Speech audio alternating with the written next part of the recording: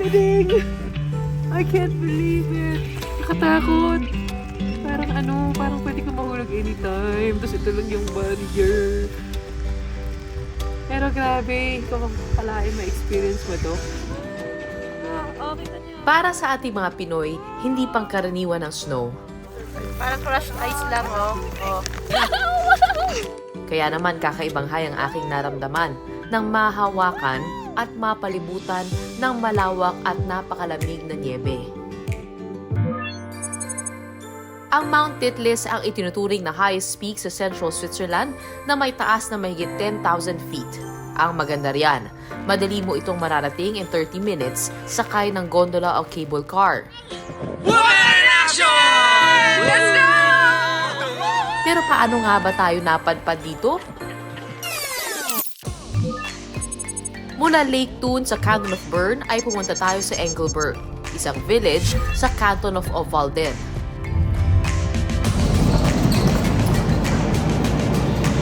Mula Thun train station ay sumakay tayo ng tren papuntang Bern.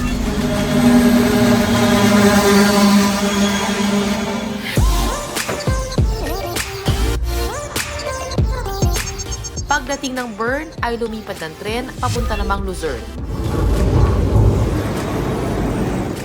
At mula Luzern ay sumakay ng tren papuntang Engelberg. Nasa 2.5 oras ang biyahe at nagkakahalaga ng 24 Swiss francs o 1,540 pesos ang pamasahe. Pero kung may Swiss Travel Pass, only ride ang lahat ng yan. Pogi kaya yung tour guide namin. Puro babae kasi na past days eh. So, pangalan niya si Sergio. Pagdating sa Engelberg, sinalubong kami ng aming magiging guide na si Sergio. Engelberg, welcome here. Nagsisilbing jump-off point ang village ng Engelberg para sa iba't ibang mountain activities gaya ng skiing tuwing winter at hiking tuwing summer. Napalilibutan kasi ang Engelberg ng mga kabundukan ng Alps sa Central Switzerland. Kabilang na riyan ang ating pupuntahang Mount Titlis. It's currently in the cloud. It's up there. Doon tayo pupunta, taas. On time, oh. Yung bus natin, oh. Para makarating sa Mount Titlis, kailangan nating sumakay ng bus papuntang Titlis Station. Libreng sakay ito dahil lahat ng public buses sa Engelberg ay walang pamasahe. Wala masyadong tao dito, mamusin. Sobrang tahimik. Tapos sobrang kalmado. Sobrang ganda. Wala masyadong tao. Nakamiss din yung ingay minsan ng Pilipinas. Makalipas ang 10 minuto, narating na rin natin ang starting point ng ating Mount Titlis adventure. Para maka-experience tayo ng lamig at ng snow, dito tayo pupunta.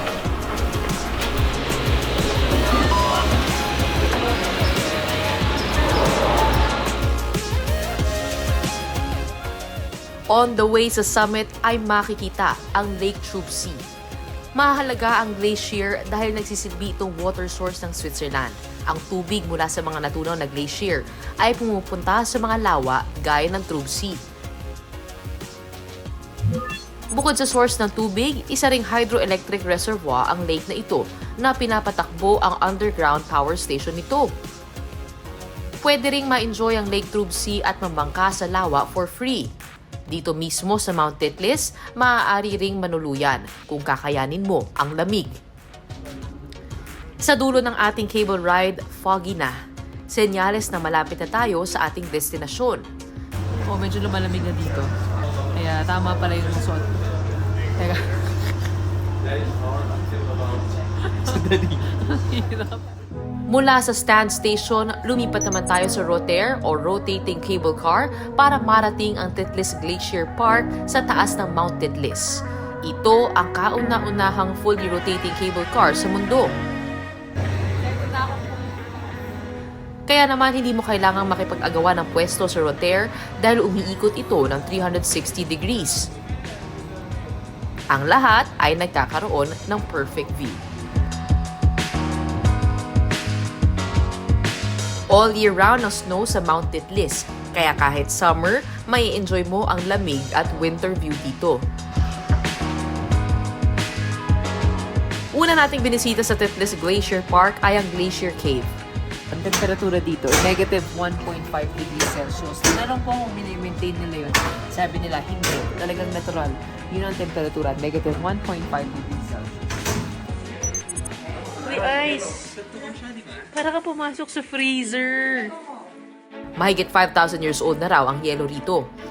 Narito na raw ang yelo na ito bago pa man natutong gumamit ng apoy ang mga sinaunang tao. Lamig. Lamig ko na kamay ko. Dapat magdala kayo ng gloves pag pumasok dito. Bonnet, gloves, makapal na jacket, warmer, sapatos na kumakapit. Medyo madalas. May ano, si Eeyore! Si Eeyore! Galing! Medyo madulas siya at some parts. Uy! Careful, dahan-dahan. Huwag masyado ma-excite. Madulas at para kang naglalakad sa ice skating rink. Buti na lang at may railing sa isang gilid ng kuweba na pwedeng hawakan habang naglalakad. How safe is this, Sergio? 100% safe. It doesn't. It's ice, so it doesn't move, and it's cold enough, so it doesn't. Really? Yes. Never melts? No. 1970s nang hukayin at buuin ang kuwebang ito.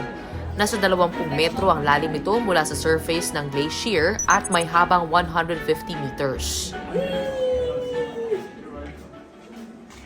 Yay! I made it! Paglabas ng kuweba, bubungad ang nakalululang view na ito. Wow! Sa narinig mo, mabagsak yung tubig. Parang tahimik pa rin dito. Hello! Hello! Echo! It's echoing a little bit. Echo! Am I allowed to do that? Huwag kayong kakanta. Nako, hindi ko natatangkain pang kumanta rito at baka magdulot pa ng avalanche. Pero hindi ka lang sa lamig susubukin ng Titlis. Dahil sa gitna ng fog, nakita namin ang cliff walk. Takot ba kayo sa heights? Huwag niyo pong gagawin to. Kailangan matapang kayo. Oh my God, that is so scary. Oh, kaya ba? Kaya ba? Takot siya sa heights. Kaya mo yan, Ellie. Naniniwala ako. Today, Kaya mo yan. I filed my resignation.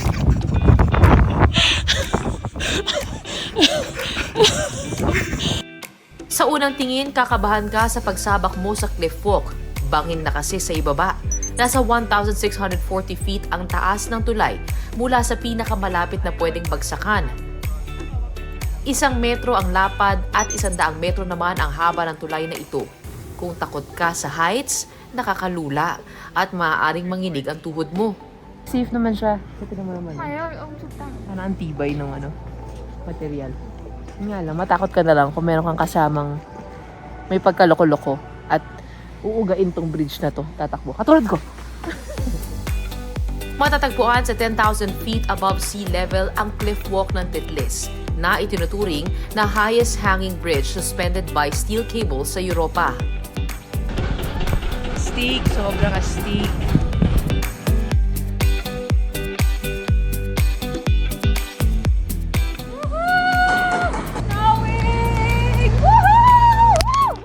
Pero ang aming reward sa aming pagtawid, biglang umulan ng niebe. Dialintana yung lamig! Woo! Sarap! Yeah! It's snowing! Oh, niebe! Ang saya-saya! Lumalakas na! Nagkakahalaga ng 96 Swiss francs o humigit kumulang 6,100 pesos per person para ma-experience ang Titlis Glacier Park. Kasama na rito ang round-trip gondola ride, Rotair ride, Glacier Cave at ang cliff walk. Para sa mga may Swiss Travel Pass, laking tipid dahil mayroong 50% discount. This is the ice flyer. You will fly over the ice and see the glacier from above.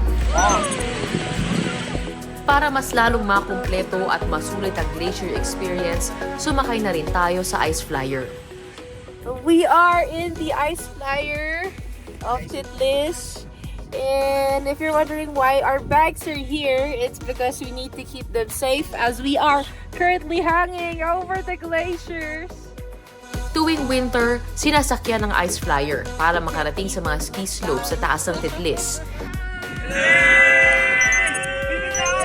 Nasa 12 Swiss francs o halos 800 pesos ang halaga ng ticket para sa Ice Flyer.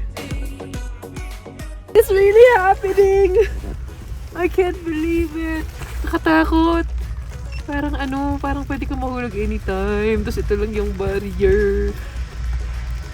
Pero grabe, kung kalahin ma-experience mo to. Tinanggal ko na yung bonnet ko. Kasi parang sabi ko, minsan lang naman akong maka-experience ng matinding lamig. Kaya, i-full experience na natin. Huwag na masyado magtago. Diba? Napakatahimik dito sa itaas, pero hindi namin maiwasang basagin ang katahimikan sa tuwa. Parang crushed ice lang, oh. Oh. Tama tayo ito ng pakanap to. Teka lang.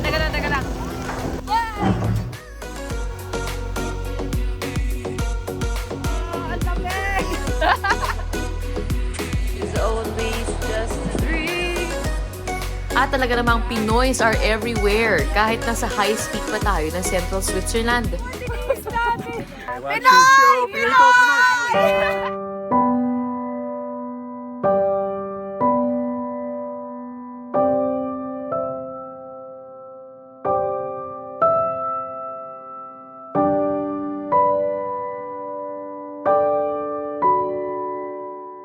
Bilis lang yun, pero parang napaka-priceless, no? Experience dun sa snow. Napapanood lang namin sa pelikula, live, up close and personal.